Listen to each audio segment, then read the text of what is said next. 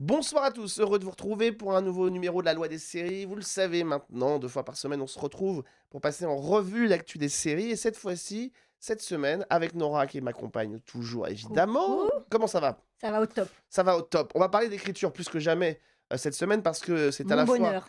la romancière et la scénariste que nous recevons aujourd'hui. Scénariste pour la télévision, vous l'avez encore pu le constater il y a quelques semaines lors de la diffusion sur TF1 de Vise le cœur, mais Profilage, L'homme que j'ai condamné, notamment autant de séries qu'elle a coécrites avec sa partenaire de jeu Fanny Robert. Et on est ravis d'accueillir pour la sortie de son roman Sophie Le Barbier, qui sort donc aux éditions Albin Michel, Les liens mortifères. Bonsoir Sophie. Bonsoir Alexandre, bonsoir Nora. Très heureux de t'accueillir. Alors évidemment, ça fait quand même longtemps qu'on suivait, que je suivais ton travail sur Profilage notamment, mais c'est vrai que là c'est un roman policier. On va en parler. On va voir si l'expérience du travail de la série a infusé sur la façon d'écrire un roman. Comment on fait mijoter toutes ces petites choses-là.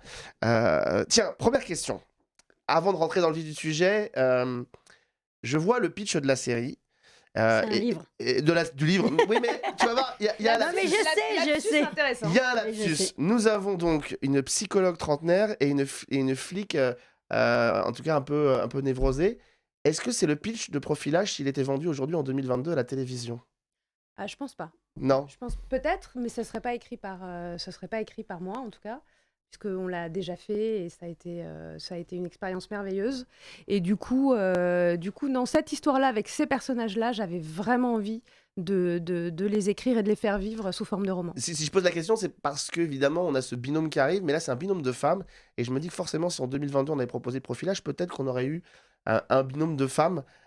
C'est un peu pour ça que ça m'a titillé quand j'ai vu le Dans ce pitch. sens-là, Voilà. d'accord, je comprends mieux ta question. Alors, en l'occurrence, Profilage, avant de devenir la série qu'elle a été, on est passé par plein de versions, comme souvent en phase de développement. Pour mémoire, je crois qu'on a écrit 27 bibles avec Fanny.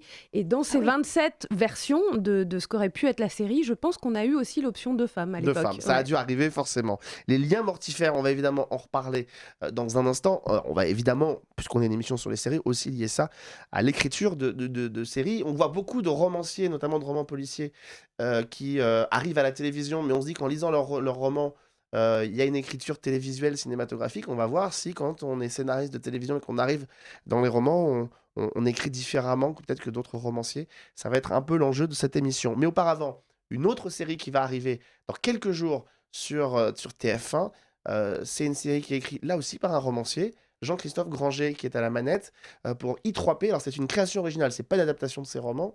Ce qui change par exemple des Rivières pourpres sur France 2. C'est porté notamment par Marc Lavoine et Barbara Schulz.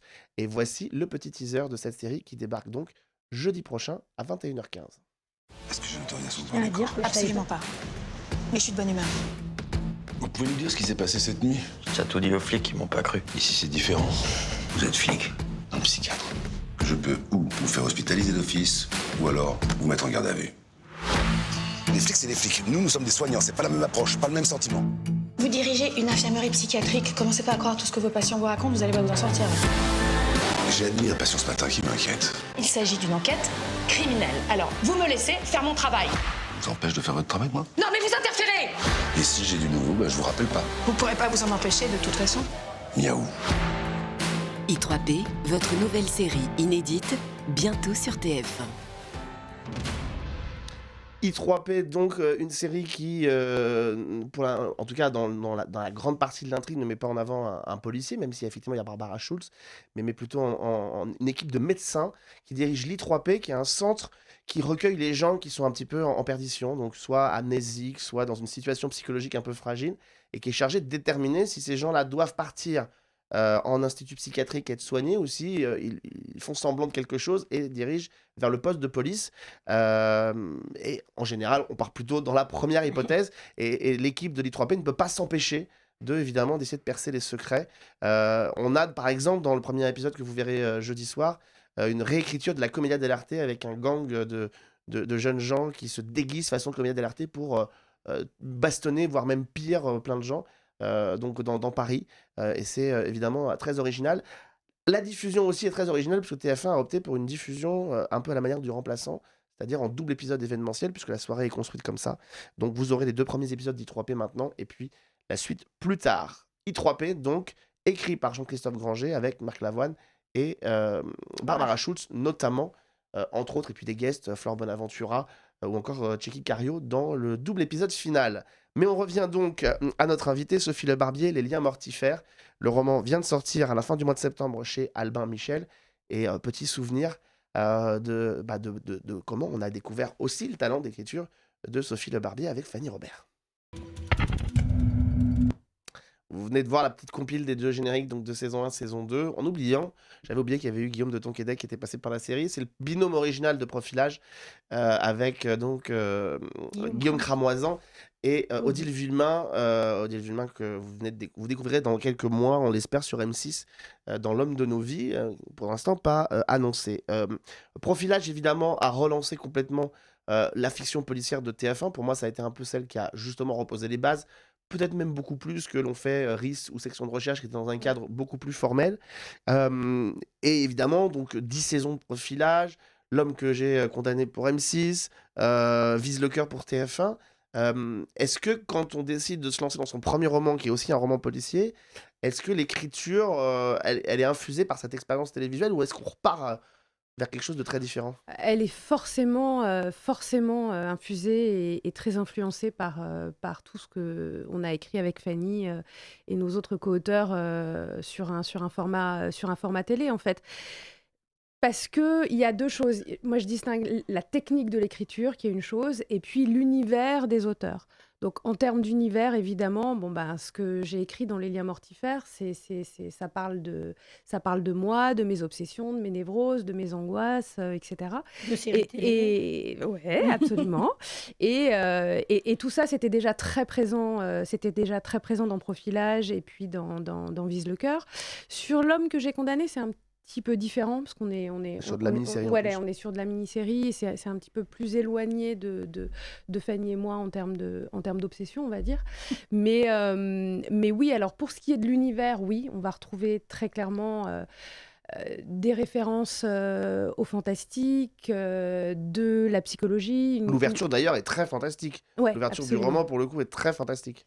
On va retrouver des personnages de psy, un personnage de flic, un univers d'enquête, parce que tout ça, en fait, c'est comme des grilles de lecture du monde, c'est comme des outils qui me permettent de raconter des histoires.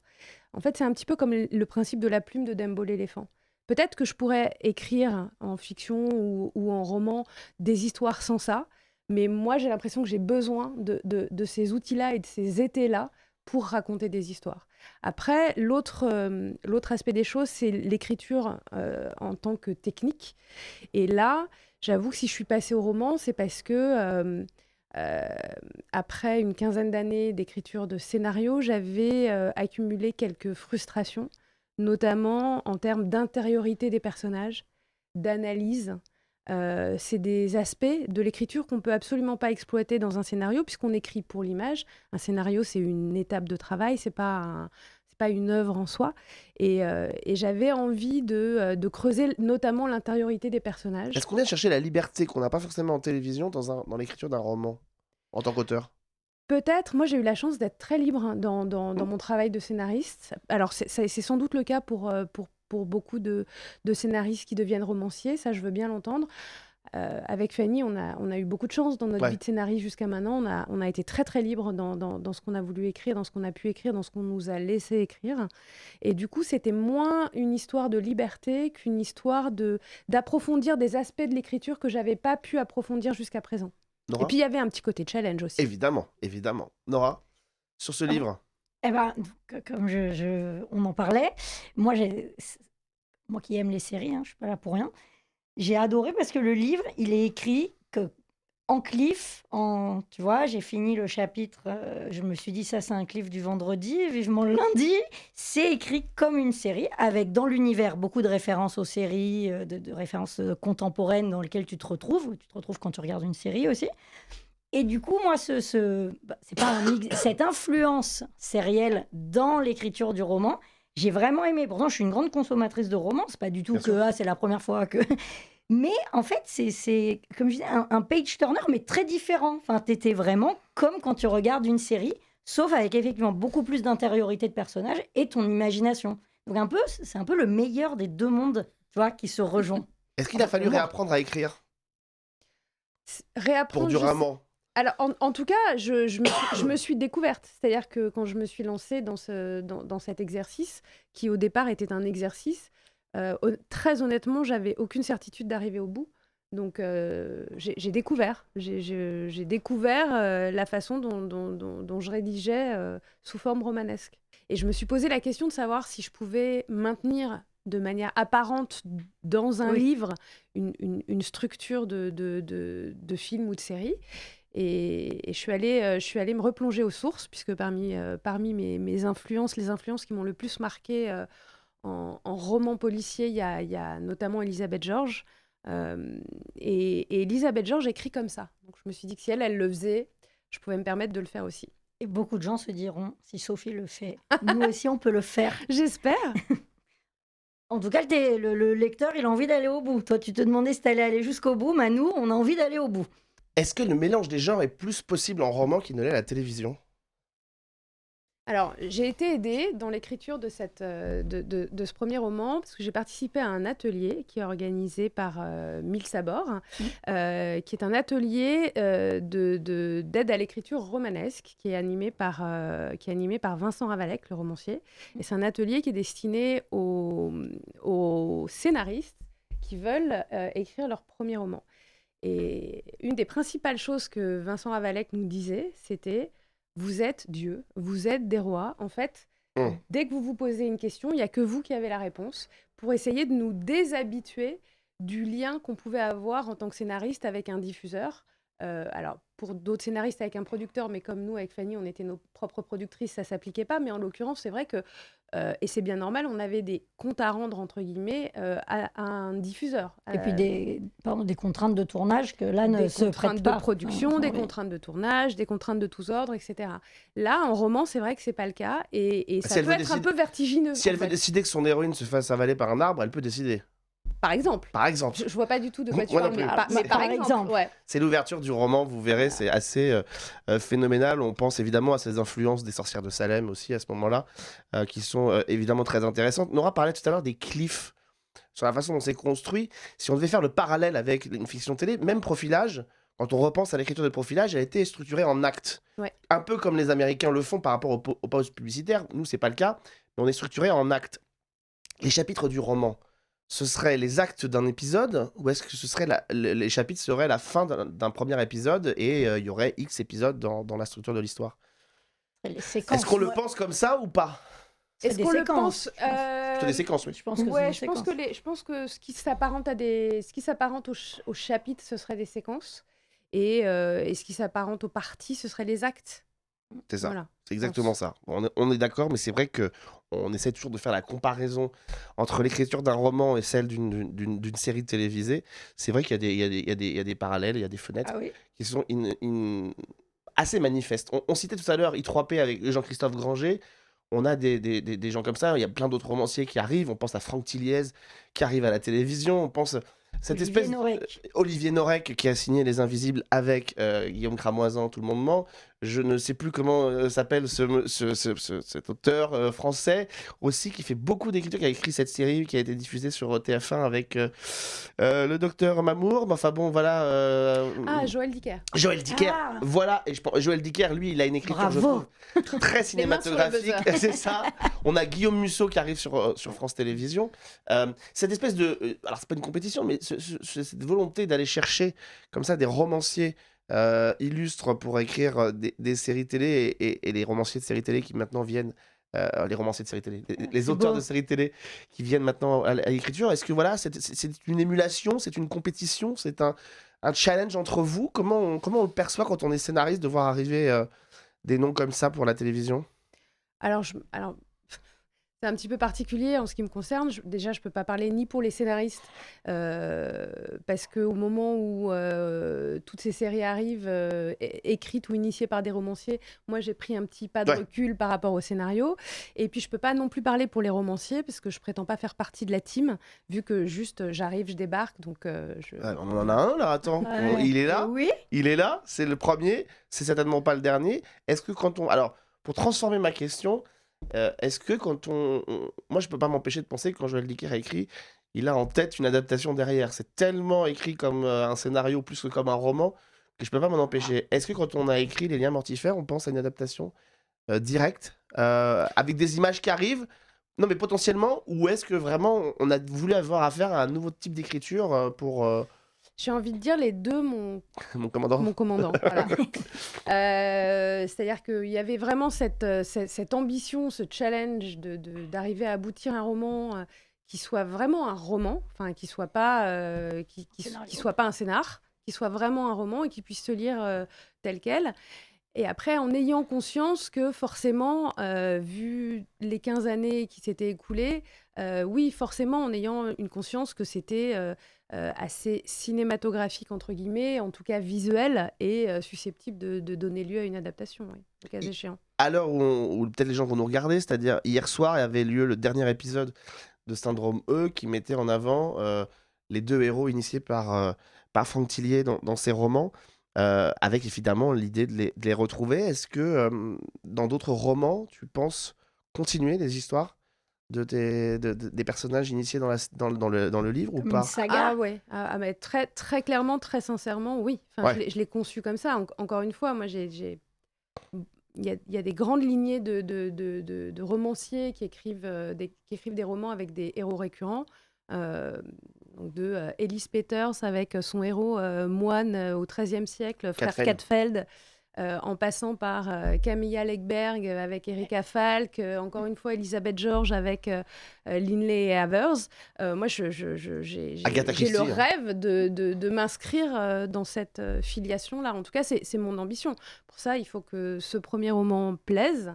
Et puis après, oui, moi, ce serait une forme de rêve de continuer d'être chez moi, continuer mes histoires avec Léonie et Fento. Ouais. Ça veut dire que pour l'instant, c'est vraiment l'écriture de romans vers laquelle tu te diriges, ou tu penses que tu vas avoir envie de faire des ponts et de revenir assez vite à tes premiers amours? Je veux dire, est-ce que de temps Une en temps, série, je vais avoir une envie de voir des gens?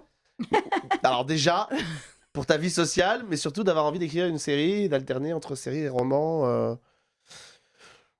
Vraiment, je teste, on va voir. Là, pour l'instant, je suis concentrée sur le roman. Et après, oui, c'est pas impossible qu'au bout d'un moment, j'ai envie de sortir de ma cave. Ouais. Le deuxième, est en prépa? Le deuxième Qui est pas forcément une suite, roman, si, qui est une suite, qui est Un nouveau chapitre. un nouvel épisode, entre guillemets, de ce qui arrive Saison 2. aux personnages. À ces personnages-là, il est en écriture, il est en cours d'écriture. Ouais. Bon, on aura l'occasion. Que de bonnes Que nouvelles. de bonnes nouvelles. Tu auras de quoi te lire Ah là, je suis très dans contente. les transports. Dernière question. Qu'est-ce que tu as redécouvert sur ta capacité d'autrice, indépendamment du support, grâce au roman que tu n'avais pas découvert avec la télévision? Alors, je sais pas si c'est lié, là, ça va être un peu perso, hein. Je sais pas si c'est lié au support. Je pense que pendant 15 ans, Fanny et moi, on a formé un duo. Et j'ai une admiration sans borne pour elle. Je trouve que c'est juste une des plus grandes scénaristes de France, à minima. Honnêtement, quand j'ai commencé ça, je ne savais pas si j'allais être capable d'aboutir quelque chose sans elle. Donc, ce que j'ai découvert à travers l'écriture de ce roman, c'est que je pouvais le faire. C'est comme Admar Herpou, par exemple, qui ont façonné des univers ensemble. C'est certain que vous avez créé un univers et une signature d'une typologie de série assez forte. D'ailleurs, c'est pas si récent que ça en France. Et c'est vrai que d'être capable c'est comme un boys band qui se sépare. Est-ce qu'on va avoir une carrière solo? Est-ce que les Spice Girls peuvent exister toutes seules ou pas? C'est une vraie question. Un mot quand même sur ces autres séries. On parlait de Profilage, mais donc L'homme que j'ai condamné ou encore Vise le cœur. C'était important pour vous, quand vous avez construit tous ces univers, d'installer justement cette signature, cette patte? Je pense que ça se fait malgré soi. Ça se fait malgré nous? Ça se fait malgré soi, en fait. On ne peut pas être autre chose que ce qu'on est, on ne peut pas donner autre chose que ce qu'on a. Et on vous a livré nos petits tas de névroses. Voilà, on a fait des paquets cadeaux en essayant que ce soit pas trop indigeste. Mais en fait, en écriture, encore une fois, on ne peut pas donner autre chose que ce qu'on a. Alors, comme j'en ai une des deux sous le coude, je suis obligé de poser la question parce que la question est venue pendant la promotion de Vise le cœur. Il m'avait semblé que quand Vise le cœur a été lancé, ça avait été initié comme une mini-série. Depuis, on a vraiment l'impression que c'est plutôt une série. C'est pas divulgué. Oui, quand même, non? Bah oui, mais c'était pas le projet. Il me semble que c'était pas le projet de départ, que ça avait plutôt été pensé comme une mini-série. Structure. En tout cas, c'est comme ça qu'il me semblait qu'on nous l'avait présenté. Peut-être que j'ai la mémoire qui défaille un petit peu. C'est pas, je crois que c'est pas trahir un secret de dire que s'il y a une saison 2, vous n'êtes pas dessus. Non. Qu'est-ce qui fait justement que deux scénaristes comme vous, qui êtes habitués à lancer des projets et à quand même les accompagner jusqu'à quelque chose qui serait un point final, lancent une série et ne sont plus sur la saison 2? La vie. La vie. Très bien. Très bien. C'est une réponse à laquelle nous allons nous contenter et on surveillera en tout cas s'il y a une saison 2 de savoir qui sera à la manette de cette saison 2 et donc du coup quelle couleur aura Vise le cœur en saison 2. Avant de terminer cette émission, on va commencer de temps en temps à vous initier des petites suggestions de cadeaux pour Noël, des petites choses un petit peu sympas pour vous donner des idées. Alors là, t'as un livre. Alors là, on a évidemment le livre Les liens mortifères que vous pouvez avoir si vous aimez les romans policiers au pied du sapin. Et là, moi, je vais vous parler un petit peu de musique. En 2023, il va y avoir un grand anniversaire qui va être célébré. C'est les 100 ans de Disney. Lang, qui est l'un des plus grands pianistes du monde, un petit prodige de la musique et qui a sorti à l'occasion des célébrations des 100 ans de Disney, un album chez Dutch Gramophone qui est des reprises au piano des grands airs de Disney. Donc là, c'est It's a Small World, la musique type de l'attraction quand vous allez au parc. Mais vous avez aussi des thèmes de Beauty and the Beast, de La Reine des Neiges, de Livre de la Jungle, une reprise de tous les thèmes de Mary Poppins aussi, de Blanche-Neige et les Sept Nains de Cendrillon, de Cars, de Dumbo ou de Pinocchio. Et tout ça au piano, parfois avec des chœurs et des orchestres derrière, mais voilà, c'est une vraie belle découverte. C'est un double album qui est disponible chez Dutch Gramophone. Il existe aussi en version CD, évidemment. Là, je vous présente la version vinyle, mais voilà, c'est un très très très beau cadeau de Noël. Si vous avez envie de vous faire plaisir et de vous replonger dans l'univers de Disney, voilà, première suggestion de cadeau pour cette année.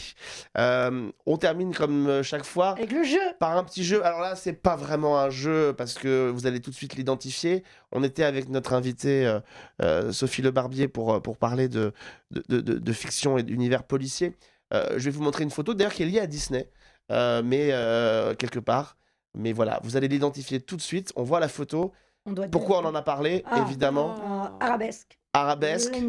Angela Lansbury, qui a été Madame Samovar dans La Belle et la Bête au cinéma, en version originale aussi, dans L'Apprentie sorcière. Un film beaucoup plus ancien. Elle fut aussi en son temps Miss Marple dans un film Le miroir se brisa face à Elizabeth Taylor.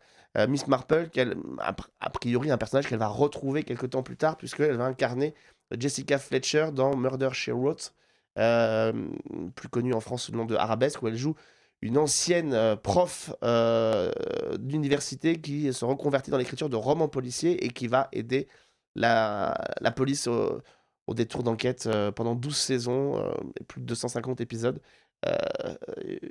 Ce sourire-là, franchement, elle l'a porté pendant les 12 saisons d'Arabesque.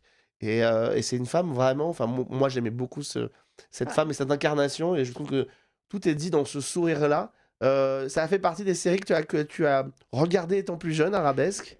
Arabesque, ça m'évoque les après-midi Exactement. à binger devant la télé, les après-midi d'enfance. Et c'est voilà, c'est une petite Madeleine de Proust. C'est une Madeleine de... Ouais, c'est une belle Madeleine et cette comédienne était formidable. Elle a disparu il y a quelques jours à l'âge de 96 ans de vie à parcourir. J'ai oublié, elle a aussi été dans Mort sur le Nil. L'excellent Mort sur le Nil avec Peter Ustinov, qui est une des très réussies adaptations de Agatha Christie, beaucoup plus réussie d'ailleurs que celle de Kenneth Branagh, qui était une horreur absolue. Je rappelle donc que Vise le cœur, si vous voulez redécouvrir le travail de scénariste de Sophie Le Barbier et Fanny Robert, est toujours sur Salto. Vous pouvez... Profilage aussi. Et Profilage aussi. D'ailleurs, on peut se refaire les 10 saisons de Profilage sur Salto. Et puis, évidemment, le roman Les liens mortifères pour lesquels nous étions là aujourd'hui. Un meurtre, un enfant, une légende. Quel est le lien? Ça, si c'est pas un pitch qu'on aurait... J'imagine très bien Fanny Robert et Sophie Le Barbier, en tout cas Sophie Le Barbier toute seule, qui arrive dans le bureau d'une chaîne et disait: écoutez les gars, j'ai un pitch pour vous, un meurtre, un enfant, une légende, est-ce que vous m'achetez ma série? Eh ben Oui, ouais, eh ben évidemment. oui. Évidemment, c'était important pour nous. Voilà, on voulait mentionner aussi cette façon de travailler sur l'écriture de romans policiers. Merci beaucoup, Sophie, d'avoir été avec nous. Merci Alexandre, merci Nora. Et on embrasse évidemment Fanny Robert parce que Oh oui, évidemment on l'embrasse. le binôme a été important pour nos années séries et pour l'émergence aussi d'une série policière différente, originale et travaillée avec soin. Voilà, je pense à tous ces auteurs qui aussi aujourd'hui contribuent à ça. Je pense à Lionel Olanga et à tant d'autres. Donc voilà, on avait envie de soutenir la sortie de ce premier roman et on va se quitter. Merci à Robinson et Maxime qui étaient à la réalisation de l'émission et on va se quitter évidemment avec cette machine à écrire qui nous aura tant bercé pendant des années, le générique de Arabesque. On se retrouve très vite pour un nouveau numéro de la Loi des séries.